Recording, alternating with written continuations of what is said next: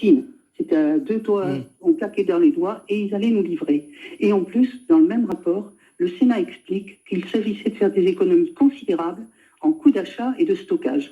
Alors aujourd'hui, quand j'entends les médecins, quand j'entends les infirmiers, quand j'entends Christophe Prudhomme, qui depuis des mois se bat pour les urgentistes, poser les problèmes et que le gouvernement serait en train de les découvrir. Je rappelle qu'à l'époque 2015, un certain monsieur Véran devait être déjà député socialiste de l'Isère.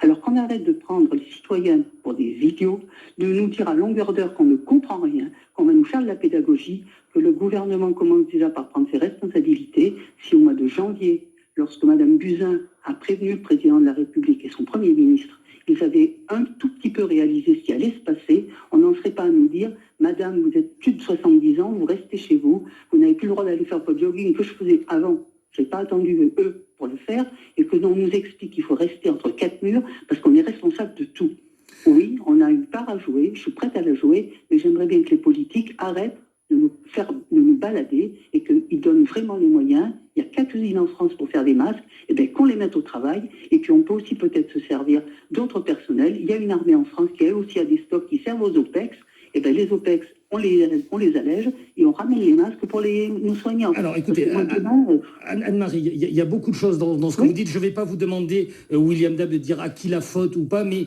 est-ce qu'on arrive là à la conséquence de quelque chose qui n'a pas été anticipé déjà il y a plusieurs années? Est-ce que la France est en pénurie de masques alors qu'elle n'aurait pas dû? William Dab.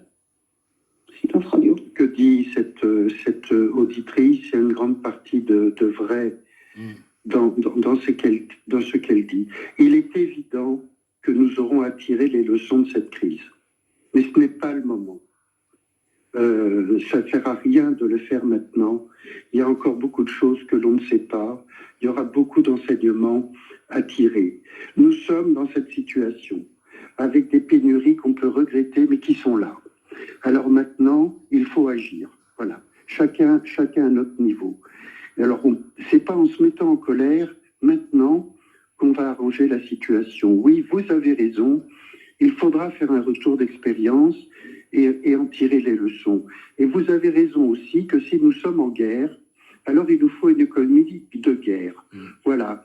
Pendant la Deuxième Guerre mondiale, les usines d'automobiles fabriquaient des tanks et des moteurs d'avion. Et bien là, je pense qu'il est effectivement urgent que toutes les usines qui le peuvent se mettent à fabriquer des masques. Il y a déjà des propositions de certaines usines, mais on retient ce que vous dites. William Dab, on reprend le dialogue. Merci beaucoup.